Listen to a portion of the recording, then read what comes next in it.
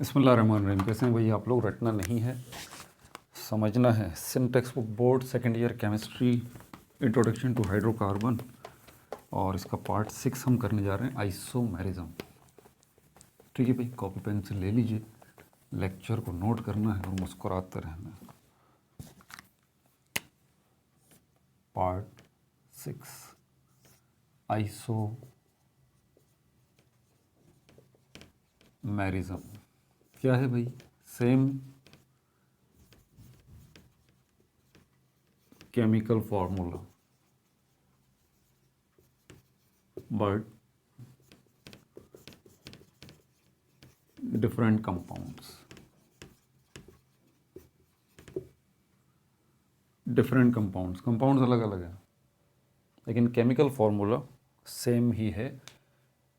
ऐसे एग्जिस्टेंस को, ऐसे टॉपिक को, ऐसी चीज़ों को जिनमें हम देखते हैं कि भाई ये केमिकल फॉर्मूला तो सेम ही है। ठीक है, अब एक बड़ा कॉमन सा है H2O। क्या जहन में आएगा? पानी जहन में आएगा ना, आसान सी बात। लेकिन मैं कहूँ कि एक H2O और भी है, वो बुक है। अब आप सर पकड़ के बैठ जाएंगे, बोलेंगे हैं बुक?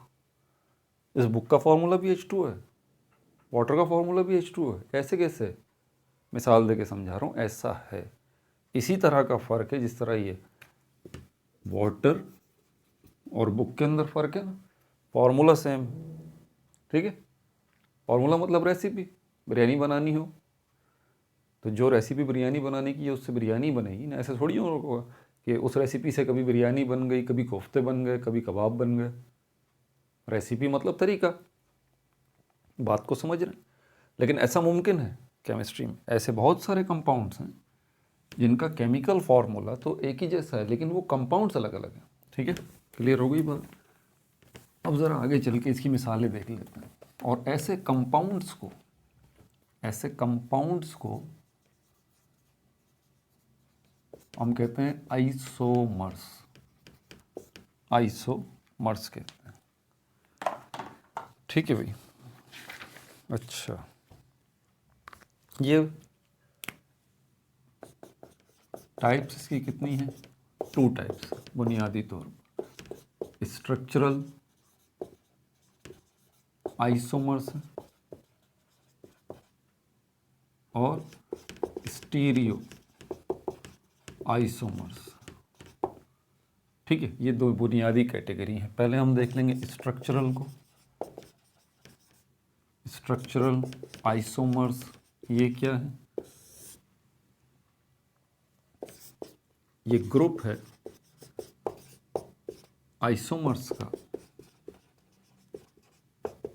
इन विच अरेंजमेंट, क्या कहते हैं, अरेंजमेंट नहीं, कनेक्टिविटी या स्ट्रक्चर, या हम कहेंगे उसको कि basic skeleton, carbon skeleton, carbon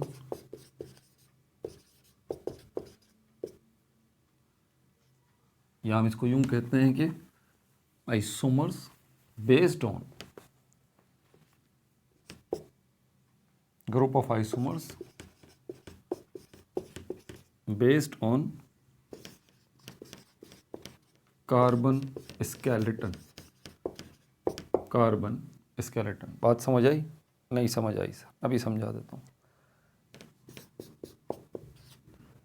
CH3, CH2, CH2 और CH3 क्या है भाई? 1 2 3 4 आप कहेंगे सर ये ब्यूटेन है। अच्छा, केमिकल फॉर्मूला क्या है? C4H10। सही है। अच्छा, ये क्या है? CCCCH।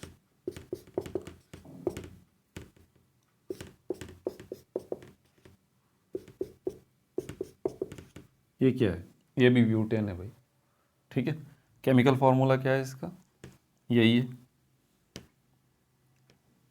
C4H10, इसका भी और इसका भी। लेकिन ये एक अलग कंपाउंड है ना, हैरत अंगेज बात। और ये एक अलग कंपाउंड है, नाम मिलते जुलते हैं। ये N ब्यूटेन है, ये आइसोब्यूटेन है। आइसोब्यूटेन है। लेकिन ये एक अलग चीज़ है बिल्कुल, जैसे मैंने बुक और वाटर की मिसाल दी थी, काफ़ी चीज़ें मिलती जुलती हैं, ठीक है, इतना भी फ़र्क नहीं है खैर, लेकिन आपको मिसाल देके समझाने के लिए कह रहा हूँ। ये एक अलग कंपाउंड है और ये एक अलग कंपाउंड, लेकिन केमिकल फार्मूला दोनों का सेम, इसका भी और इसका भी। स्ट्रक्चरल आइसोमर्स जितने भी हैं ना, उनके अंदर हम जो फ़र्क देखते हैं ना, वो इसके बेसिक स्ट्रक्चर में देखते हैं। यहाँ पर स्ट्रक्चर चेंज मिलेगा आपको। और जो स्टीरियो आइसोमर्स हैं उनकी तो हम बात ही बाद में करेंगे, वो तो डिपेंड करते हैं ज्योमेट्री के ऊपर। दिखने में बिल्कुल एक जैसे नज़र आएंगे, ये जैसा ये नज़र आ रहा है ना, ऐसा ही एक और होगा, लेकिन ये और वो उसमें एक फ़र्क होगा। आप बोलेंगे ये क्या फ़र्क होगा सर, दिखने में तो एक ही जैसा है ना।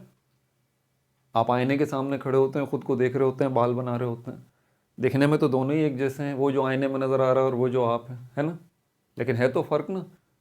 ये बात तो है सर, फ़र्क तो है, दिखने में तो बिल्कुल मैं ही हूँ, लेकिन मैं नहीं भी हूँ। तो यहाँ पर स्टेरियो आइसोमर्स में ऐसा ही कोई सिस्टम है, दिखने में सेम नज़र आएंगे, फॉर्मूला सेम है, लेकिन फ़र्क है। क्या फ़र्क है उसको हम बाद में देखेंगे, अभी हम स्ट्रक्चरल आइसोमर्स को देखें। तो स्ट्रक्चरल आइसोमर्स जो हैं वो डिपेंड करते हैं किसके ऊपर, बेस्ड ऑन कार्बन स्केलेटन के ऊपर, ठीक है भाई। इसकी टाइप्स, इसकी जो है टाइप्स कौन कौन सी हैं, भटक मत जाइएगा, स्ट्रक्चरल आइसोमर्स की बात कर रहा हूँ। इसमें टाइप हमारे पास चेन आइसोमर्स है, नंबर 2 पे पोजीशन आइसोमर्स है, नंबर 3 पे जो है हमारे पास फंक्शनल ग्रुप आइसोमर्स हैं। ये फंक्शनल ग्रुप, FG जब भी आए समझ जाइए फंक्शनल ग्रुप की बात कर रहा हूँ, फंक्शनल ग्रुप आइसोमर्स है, ठीक है। उसके बाद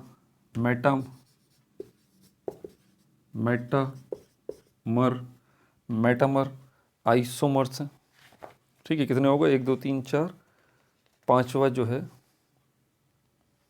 ऑप्टिकल आइसोमर्स हैं, ऑप्टिकल आइसोमर्स, ठीक है, ये हैं इसके अंदर। अब यहाँ पर ये ऑप्टिकल आइसोमर है ना, यहाँ से आपके लिए थोड़ी टेंशन शुरू हो जाएगी, क्योंकि ये ऑप्टिकल आइसोमर्स जो है इसको समझाने के लिए थोड़ी सी बायो भी आपको समझनी पड़ेगी, थोड़ी फिजिक्स भी आपको समझनी पड़ेगी, लेकिन इतनी इन डेप्थ नहीं जाऊँगा, ठीक है, इतना इन डेप्थ नहीं जाऊँगा पूरी फिजिक्स सी, वरना हम फिर टॉपिक से हट जाएंगे। अब पहले वाले को ले लेते हैं, चेन आइसोमर्स, ठीक है, पहले वाले को ले लेते हैं।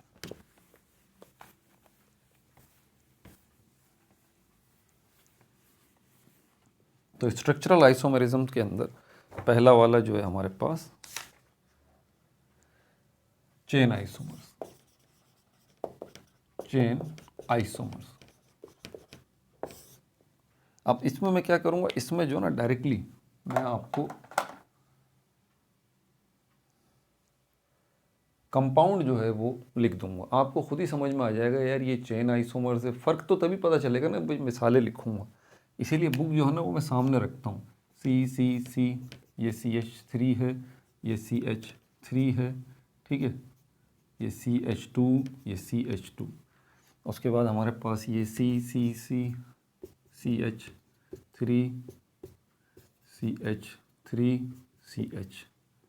और CH3, ठीक है भाई, ये भी हो गया। उसके बाद हमारे पास CH3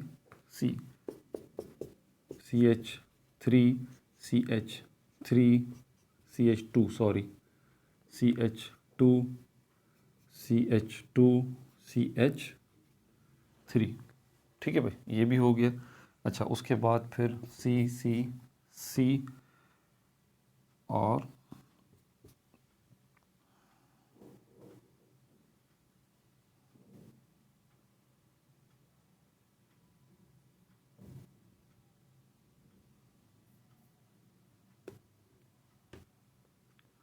ये हो जाएगा CH3 CH और CH3 CH2, ये बन गया यहाँ CH2 CH3। अच्छा, उसके बाद फिर हमारे पास 1 2 3, उसके बाद फिर ये CH3 CH3, इसको CH3 करते हैं यार, ठीक है, ये थोड़ा सा कन्फ्यूजन पैदा कर रहा है। C और यहाँ पर भी CH3 और CH3, बल्कि यहाँ लगाएंगे ना, वही मैं कहूँ कि कन्फ्यूजन क्यों हो रही है। CH3 ना, हो गई एडजस्टमेंट, हो गई, हाँ अब हो गई, सही है, 5 हो गए पूरे, हाँ अब सही है। अच्छा, ये इसके अंदर हमारे पास CH3 और ये CH2CH3। अच्छा जनाब, ये है हमारे पास N butane,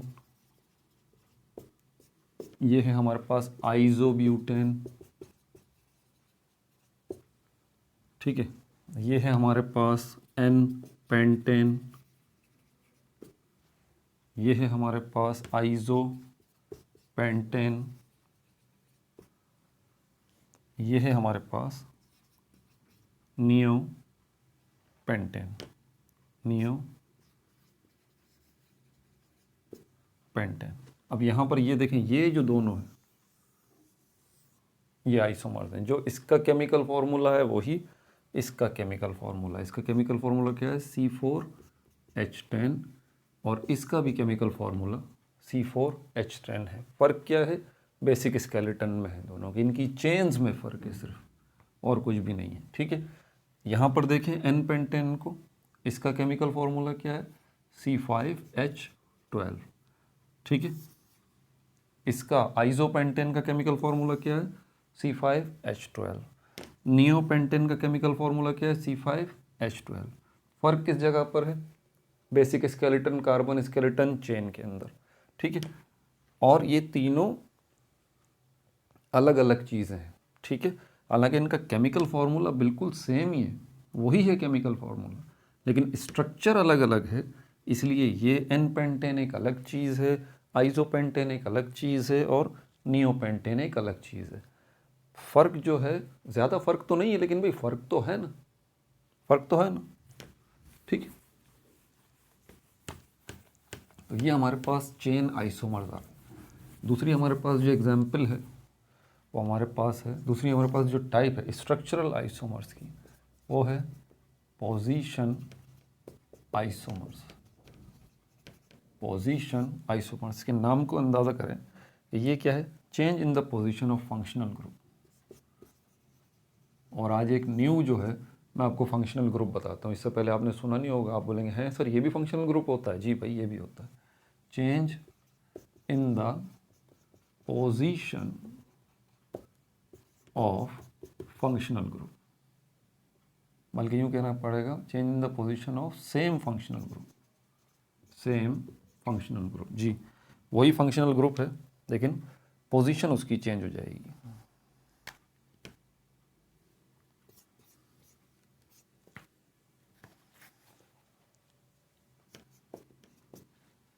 CH3 CH double bond, CH single bond, CH3, ठीक है भाई। दूसरा हमारे पास है CCC, CH double bond, CH2, और उसके बाद CH2, फिर हमारे पास CH3। ये क्या है? 2 ब्यूटीन, 2 ब्यूटीन। ये हमारे पास क्या है? 1 ब्यूटीन।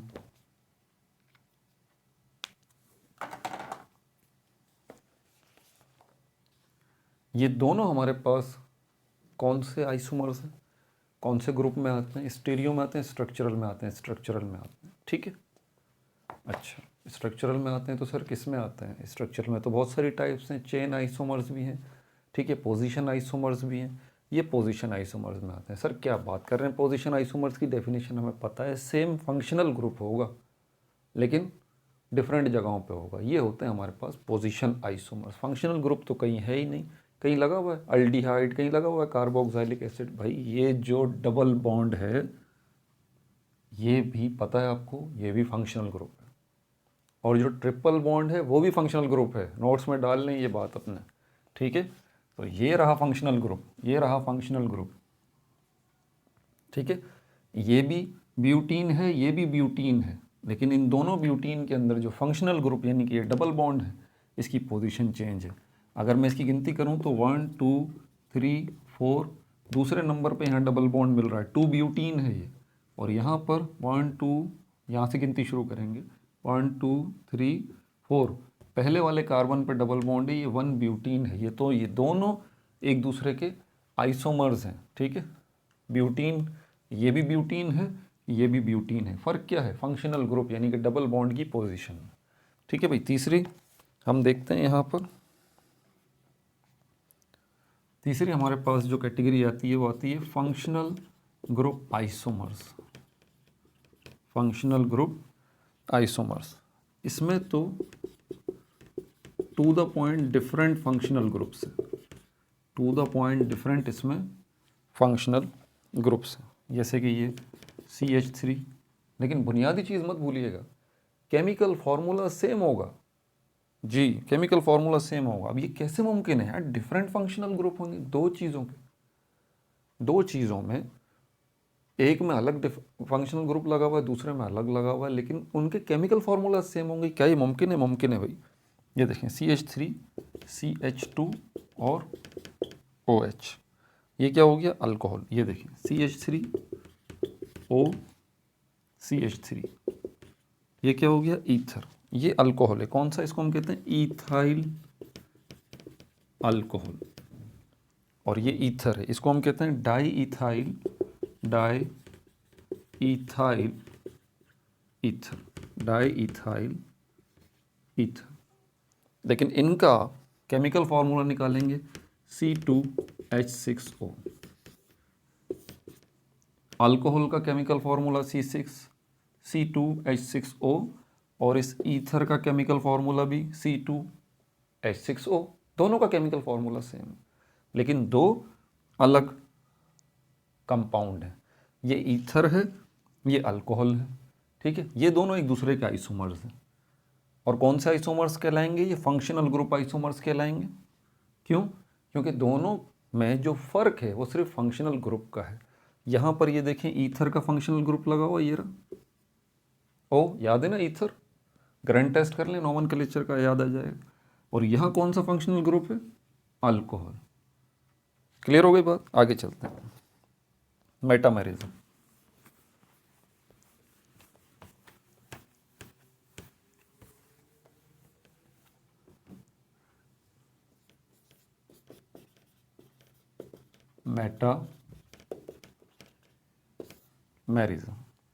मेटामेरिज्म क्या है? अनइक्वल डिस्ट्रीब्यूशन है, अनइक्वल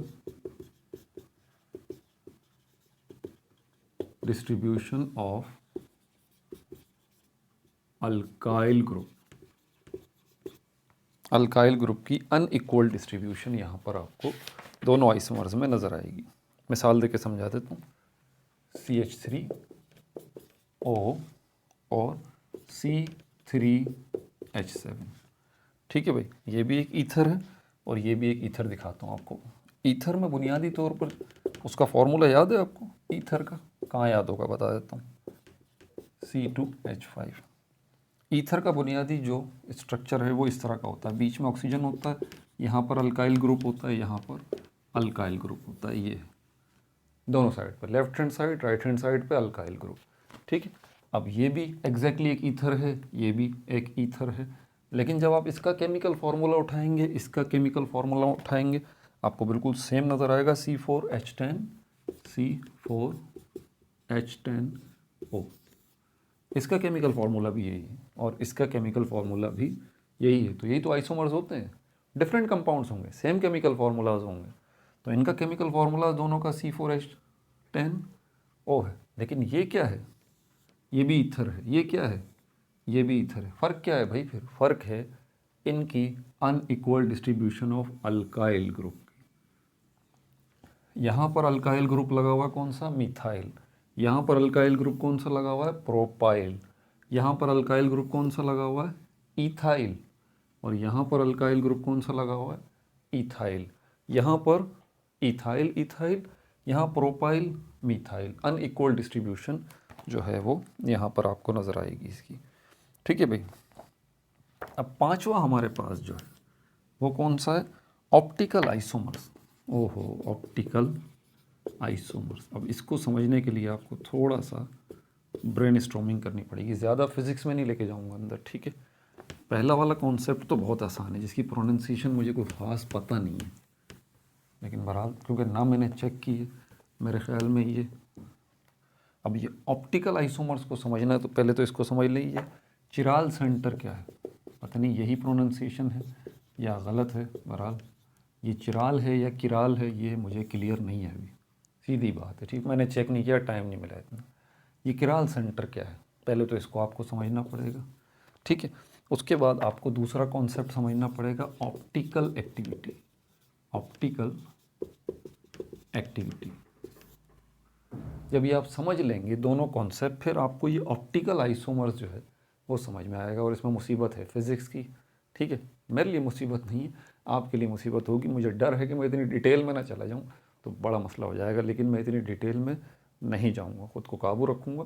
ठीक है, ताकि आपको मोटी मोटी बातें बता दूँ। ठीक है, फिर जब फिज़िक्स पढ़ेंगे तो उसमें डिटेल में बात करेंगे। ठीक है, तो पहले चिराल सेंटर जो है इसको आप समझ लें कि ये है क्या।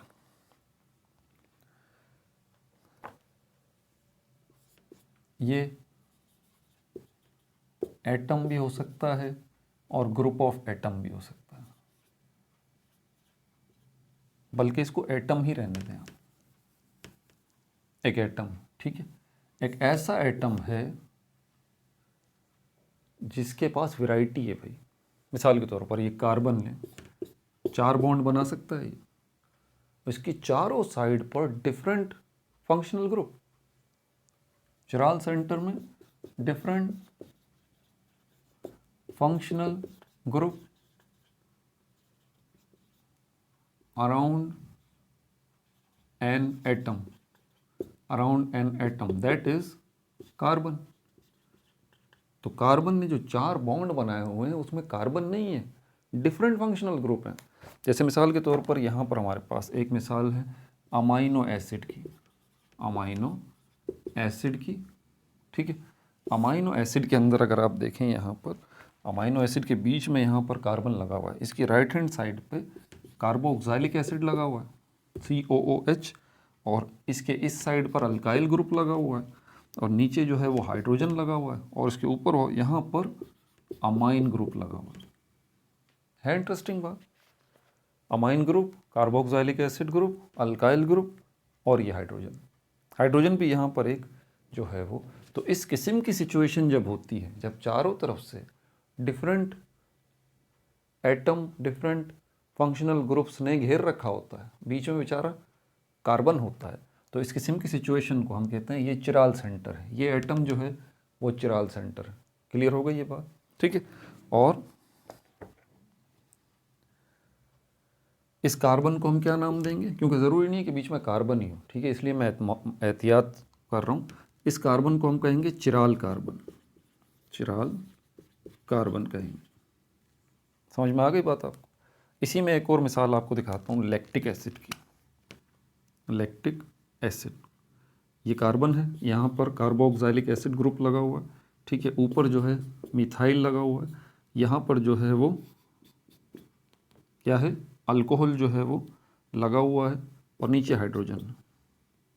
एंटायरली डिफरेंट, यहाँ कार्बोक्सिलिक एसिड ग्रुप, यहाँ पर मिथाइल, यहाँ पर अल्कोहल, यहाँ पर हाइड्रोजन। ये क्या है, लैक्टिक एसिड, लैक्टिक एसिड। तो ये कार्बन क्या कहलाएगा, ये कार्बन चिराल कार्बन कहलाएगा। ठीक है भाई, एक तो ये बात आपने समझ ली। अब दूसरी चीज़ को समझ लीजिए, तब जाके फिर आपको ये ऑप्टिकल आइसोमर्स समझ में आएगा। ये तो आसान बात थी। अब जो दूसरी बात बता रहा हूँ वो थोड़ी सी मुश्किल है, ज़्यादा नहीं, थोड़ी सी मुश्किल है। ऑप्टिकल एक्टिविटी, ऑप्टिकल एक्टिविटी पहले ये बात ध्यान में रखिएगा, ऑप्टिकल वर्ड ऑप्टिक्स से निकला है। ऑप्टिक्स का मतलब लाइट है, बस आसान लफ्ज़ों में समझिए। अब आप बोलेंगे ऑप्टिक्स का मतलब तो सर नज़र है। भाई नज़र, देखना और लाइट कितना गहरा ताल्लुक है। आप बगैर लाइट के कुछ देख सकते हैं? नहीं देख सकते ना, ठीक है।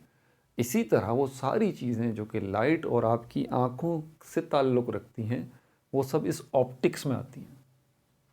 जैसे कि चश्मा है, ये भी ऑप्टिक्स में आता है।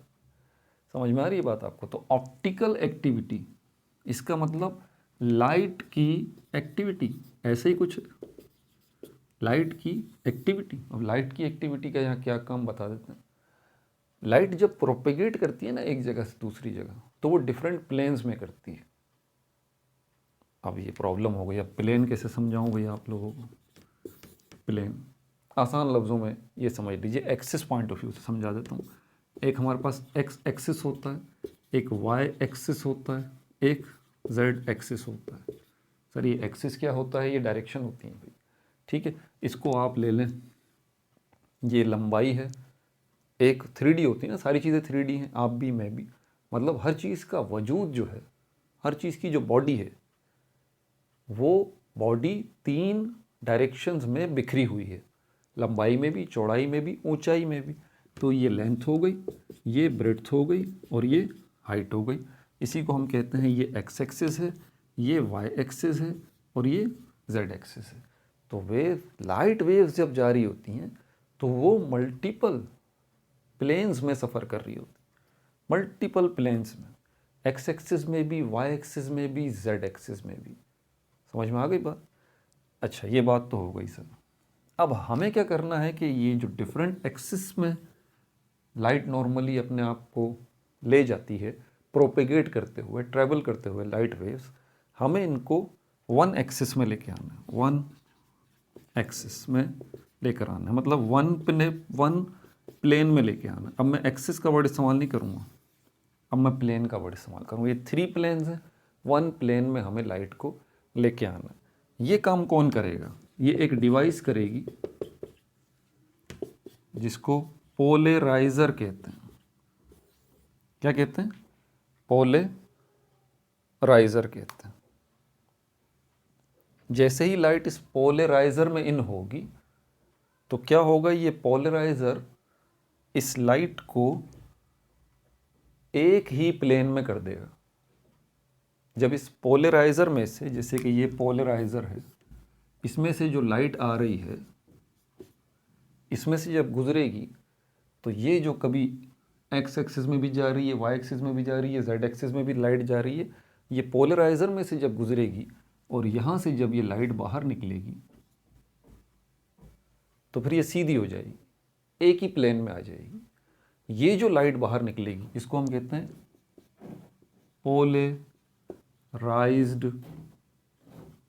Polarised light. क्या कहते हैं इसको? Polarized light. यहाँ तक बात क्लियर है? लाइट जा रही है, ठीक है, डिफरेंट प्लेन्स में ट्रेवल कर रही है नॉर्मली लाइट, एक्स एक्सिस में भी, वाई एक्सिस में भी, जेड एक्सिस में भी। लेकिन हम इसको एक प्लेन में लाना चाहते हैं, एक एक्सिस में लाना चाहते हैं, तो इसके लिए पोलराइज़र का इस्तेमाल किया जाएगा। पोलराइज़र में से जब ये लाइट डिफरेंट एक्सिस वाली गुजरेगी, दूसरी साइड से निकलेगी, तो फिर अब ये लाइट पोलराइज्ड कहलाएगी, क्योंकि अब ये वन प्लेन में ट्रैवल कर रही है, वन प्लेन में ट्रैवल कर रही है। अब इस पोलराइज्ड लाइट का आगे काम है, किस चीज़ से काम है? हमारी बॉडी से। अभी मैंने बताया ना, चिराल अमाइनो एसिड बताया, अमाइनो एसिड में चिराल कार्बन एटम है, ठीक है। जब भी ये पोलराइज्ड लाइट हमारी बॉडी में एंटर होगी और हमारी बॉडी के अंदर जो अमाइनो एसिड है वो चिराल सेंटर है और लैक्टिक एसिड है वो चिराल सेंटर है, दोनों मैंने बता दिए थे आपको। तो जब भी चिराल सेंटर से ये पोलराइज्ड लाइट जो है, वो चिराल सेंटर से ये पोलराइज्ड लाइट जो है हिट करेगी, ये लाइट घूम जाएगी, ये लाइट घूम जाएगी, रोटेट हो जाएगी। लाइट क्या हो जाएगी? रोटेट हो जाएगी। लाइट क्या हो जाएगी? रोटेट, मतलब घूम जाएगी। जैसे आपकी घड़ी की सुइयां नहीं घूम रही होती, टक टक टक टक, तो घड़ी जो यूं घूम रही होती है तो आप इसको कहते हैं क्लॉकवाइज घूम रही है। कभी एंटी क्लॉकवाइज घड़ी घूमती है यूं, लेकिन हम समझाने के लिए लेते हैं। तो ये जो घड़ी घूम रही है ये क्लॉकवाइज घूम रही है, ये जो घड़ी घूम रही है ये एंटी क्लॉकवाइज घूम रही है। समझ में आ रही है बात आपको? तो ये जैसे ही चिराल सेंटर से ये पोलराइज्ड लाइट हिट करेगी, लाइट क्या करेगी? रोटेट हो जाएगी, घूम जाएगी। दो में से एक पोजीशन में, या तो लाइट जो घूमेगी रोटेट करेगी वो क्लॉकवाइज करेगी, या फिर एंटी क्लॉकवाइज करेगी। ठीक है? या तो लाइट जो है वो चिराल सेंटर से टकरा के क्लॉकवाइज घूमेगी, या तो फिर लाइट जो है वो टकरा कर चिराल सेंटर से एंटी क्लॉकवाइज घूमेगी। समझ में आ गई बात आपको? सर यहाँ तक तो समझ में आ गई, लेकिन इसका आइसोमर्स और ऑप्टिकल आइसोमर्स से क्या ताल्लुक है ये समझ में नहीं आई। भाई अभी समझा देते हैं, टेंशन क्यों ले रहे हो यार, अभी समझा देते हैं। भाई ये मुश्किल मरहला था जो कि अगर आपको समझ में आ गया तो मुबारक हो आपको। ठीक है, अब अगली बात समझ में आ जाएगी, अब अगली बात समझ में आ जाएगी। एक हमारे पास अमाइनो एसिड है, वो है कौन सा वाला? L amino acid, L amino acid. दूसरा हमारे पास है डी अमाइनो एसिड। एक एल अमाइनो एसिड है, दूसरा डी अमाइनो एसिड है। भाई ये अमाइनो एसिड है, ये भी अमाइनो एसिड है, दोनों ही अमाइनो एसिड हैं, दोनों का केमिकल फॉर्मूला वही है ना। फिर ये एल क्यों हो गया और ये डी क्यों हो गया? आइसोमर्स, सेम केमिकल फॉर्मूला है दोनों का, लेकिन ये अमाइनो एसिड अलग है, ये अमाइनो एसिड अलग है। कैसे अलग है सर? इसलिए क्योंकि जब पोलराइज्ड लाइट जो है वो, पोलराइज्ड लाइट जो है हमने चेक किया है, पोलराइज्ड लाइट जो है जब टकराती है एक अमाइनो एसिड से तो क्लॉकवाइज घूम जाती है, दूसरे अमाइनो एसिड से टकराती है तो एंटी क्लॉकवाइज घूम जाती है या काउंटर क्लॉकवाइज घूम जाती है।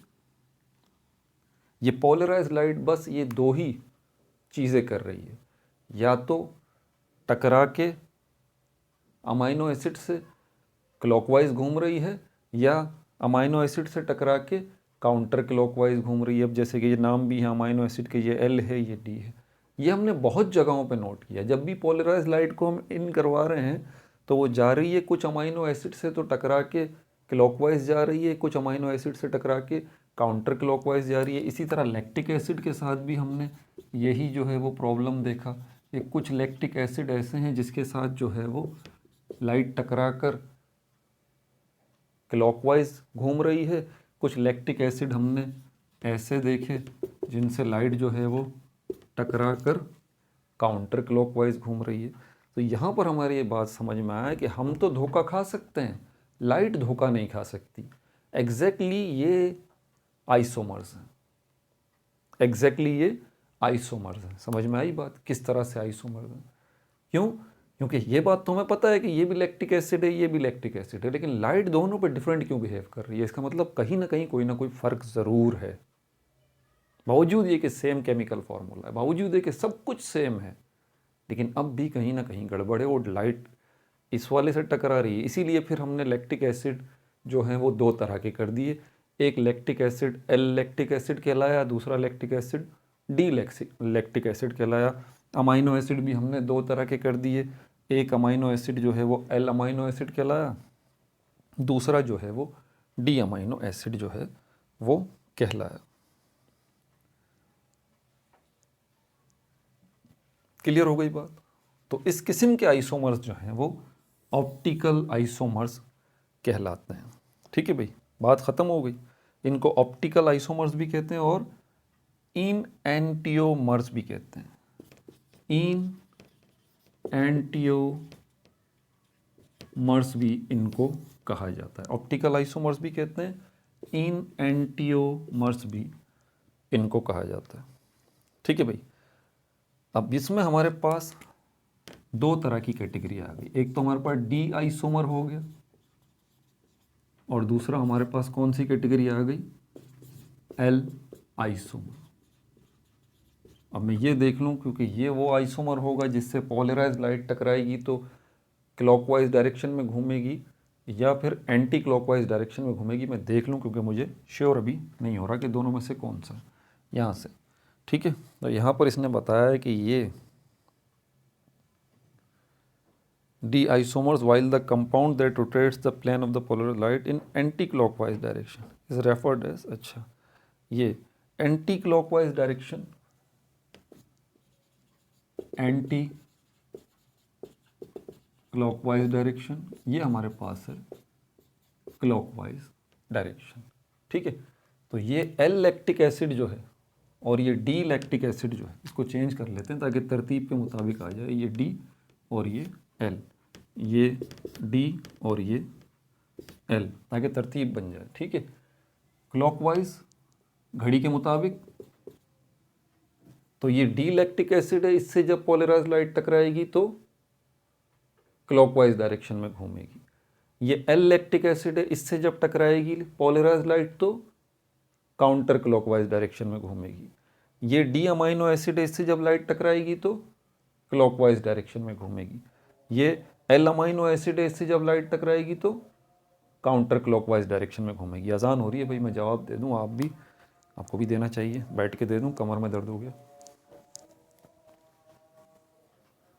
अल्लाहु अकबर, अल्लाहु अकबर, अल्लाहु अकबर, अल्लाहु अकबर।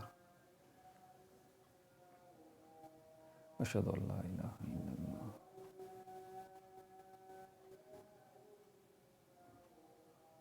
अशहदु अल्ला इलाहा इल्लल्लाह, अशहदु अन्ना मुहम्मदुर रसूलुल्लाह सल्लल्लाहु अलैहि वसल्लम, अशहदु अन्ना मुहम्मदुर रसूलुल्लाह सल्लल्लाहु अलैहि वसल्लम। ला हौला वला कुव्वता इल्ला बिल्लाहिल अज़ीम, ला हौला वला कुव्वता इल्ला बिल्लाहिल अज़ीम, ला हौला वला कुव्वता इल्ला बिल्लाहिल अज़ीम, ला हौला वला कुव्वता इल्ला बिल्लाहिल अज़ीम। अल्लाहु अकबर, अल्लाहु अकबर। ला इलाहा इल्लल्लाह सल्लल्लाहु अलैहि सल्लल्लाहु अलैहि वसल्लम। ठीक है भाई, अब ज़रा इनके दूसरे नाम भी आप मुलाहिज़ा कर लीजिए। इसी डी आइसोमर्स को, इसका पूरा नाम है यहाँ पे लिखा हुआ है, इसको हम कहते हैं dextro rotatory, dextro rotatory, dextro rotatory. ठीक है, ये डी आइसोमर्स। और ये जो हमारे पास एल वाले हैं, ये हमारे पास कहलाते हैं, कहाँ का भाई, लेक्स ही इसका कोई नाम है, इसको हम कहते हैं laevo rotatory, laevo rotatory, laevo rotatory. ठीक है भाई, तो ये हमारे पास ऑप्टिकल आइसोमर्स जो हैं इस तरह के होते हैं। आगे चलते हैं, अब आखिरी वाला जो हम डिस्कस कर लें, स्टीरियो आइसोमेरिज्म, तो फिर ये आइसोमर्स का हमारा टॉपिक जो है वो क्लियर हो जाएगा। स्टीरियो आइसोमर्स, इनको एक और नाम भी दिया जाता है, हम इनको जियोमेट्रिकल आइसोमर्स कहते हैं, जियोमेट्रिकल आइसोमर्स। ठीक है, इनमें क्या फ़र्क है, यही तो प्रॉब्लम है, इनमें फ़र्क कोई भी नहीं है बिल्कुल। ये आइसोमर्स जो हैं वो मिरर इमेजेस हैं, मिरर इमेजेस इसको कहते हैं। जिस तरह शीशे के अंदर आपको शक्ल अपनी नज़र आती है, ठीक है, अब ज़रा इसको, इस बात को अगर आपने समझ लिया ना तो स्टीरियो आइसोमर्स आपको समझ में आ जाएगा, मिरर इमेजेस भी समझ में आ जाएगा। आप अपने तस्वुर में देखें, आप आईने के सामने खड़े हुए हैं, बाल बना रहे हैं। अब आप आईने को देखते हैं, ठीक है, आप नज़र आ रहे हैं, आपका जो ये राइट हैंड है, आपको ये पता है, जो आईने में आपको नज़र आ रहा है, इस हाथ के सामने जो हाथ है, क्या वो राइट है? चलें, अगर ये आईना मुश्किल लग रहा है तो फिर दो दोस्तों को ले लेते हैं। आपके सामने अपने दोस्त को अपने सामने खड़ा कर लें, आपका ये राइट हैंड है, ठीक है, आपका ख्याल होगा कि बिल्कुल इसकी सीध में, मैंने क्या कहा, इस हाथ की सीध में जो आपके दोस्त का हाथ आ रहा है, इस हाथ की सीध में जो आपके दोस्त का हाथ आ रहा है वो भी राइट ही होगा। ऐसी बात है ना। हालांकि आप जो है, आपका हाथ आपको पता है राइट हैंड पे है, और इसकी सीध में आपके दोस्त का जो हाथ आ रहा है, इसी सीध में ऐसे सामने ही जो हाथ आ रहा है वो भी सीधा होगा, ये आपका ख्याल है। हालांकि वो उसका उल्टा हाथ है, वो उसका लेफ्ट हैंड है, जैसे आपका ये लेफ्ट हैंड है। और आपका जो लेफ्ट हैंड है, हालांकि बिल्कुल किसकी सिमत में है ये लेफ्ट हैंड? आपके दोस्त की राइट हैंड की सिमत में। तो आपका ये ख्याल होगा, भाई मेरा जो लेफ्ट हैंड है वो इस तरफ है, तो इसी की सीध में मुझे अपने दोस्त का हाथ जो नज़र आ रहा है वो भी लेफ्ट होगा, नहीं वो राइट है। उल्टा सिस्टम है। आमने सामने तो हैं, आमने सामने तो हैं, लेकिन यहाँ जो आपका राइट है, बिल्कुल उसकी सीध में आपके दोस्त का लेफ्ट है। ये है मिरर इमेजेस का कॉन्सेप्ट।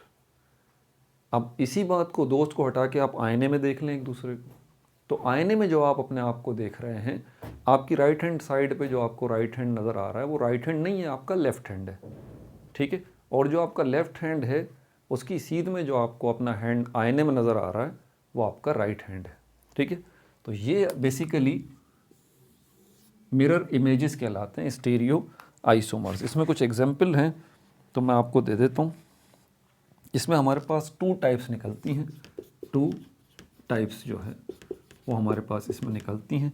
एक हमारे पास जो है वो सिस जो है आइसोमर कहलाता है, इसकी मिसाल देके समझाता हूँ। दूसरा जो है ट्रांस आइसोमर जो है वो कहलाता है। ये बहुत, इस पर क्वेश्चन बनते हैं, ज़रा जहन में रखिएगा, इसलिए इसको समझ लें आप, ठीक है। ये जो हमारे पास 2 टाइप्स हैं, सिस और ट्रांस इसके अंदर। लेकिन पहले ये मैं आपको मिसाल दे दूँ 1,2 डाइक्लोरोईथीन की, ठीक है, ईथीन।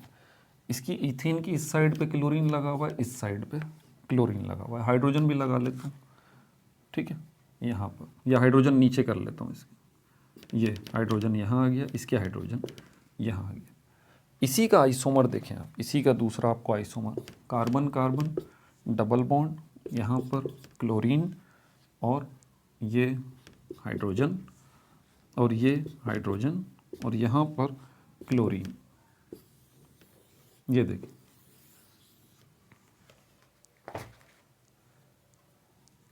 ये क्लोरीन यहाँ पर है, ये क्लोरीन यहाँ पर है, अपोजिट साइड पे मिरर इमेजेस हैं ना बिल्कुल एक दूसरे के। ये देखें, यहाँ से बीच से लाइन खींचूं तो ये और ये वाला पोर्शन और ये वाला पोर्शन एक दूसरे के मिरर इमेजेस बन जाएंगे, ठीक है। और ये देखें, यहाँ पर क्लोरीन, अगर इसको देखें हम, ये क्लोरीन यहाँ पर है और ये क्लोरीन यहाँ पर है, अपोजिट साइड्स पर मौजूद हैं, अपोजिट साइड्स पर, अपोजिट साइड्स। बाकी तो सब कुछ एक ही जैसा है ना, वही कार्बन है, वही हाइड्रोजन है, वही डबल बॉन्ड है, फ़र्क सिर्फ इसकी पोजीशन में क्लोरीन की। तो ये अपोजिट साइड पर है क्लोरीन के, opposite sides of molecule, molecule की अपोजिट साइड पर हैं। इनको हम कहते हैं ट्रांस आइसोमर्स, ट्रांस आइसोमर। और ये वाला जो आइसोमर है, इसके अंदर क्लोरीन क्लोरीन जो है सेम साइड पर है, same side, same side of molecule. इस आइसोमर को हम नाम देंगे सिस आइसोमर, सिस आइसोमर। और ये दोनों किसके कंपोनेंट हैं, किसकी टाइप में आते हैं? ये ज्योमेट्रिकल आइसोमर्स की या स्टीरियो आइसोमर्स की, ठीक है भाई, क्लियर है? कोई कन्फ्यूजन तो नहीं है इसके अंदर? और ऐसा कुछ है जो कि आपको बताया जाए? नहीं, मेरे ख्याल में और तो ऐसा कुछ भी नहीं है। ये दोनों ही 1,2 डाइक्लोरोईथीन है, ये भी 1,2 डाइक्लोरो डाइक्लोरोइथीन है, ये भी और ये भी, दोनों। ठीक है भाई। अगला टॉपिक जो है हमारा बेंजीन और उसके डेरिवेटिव्स हैं।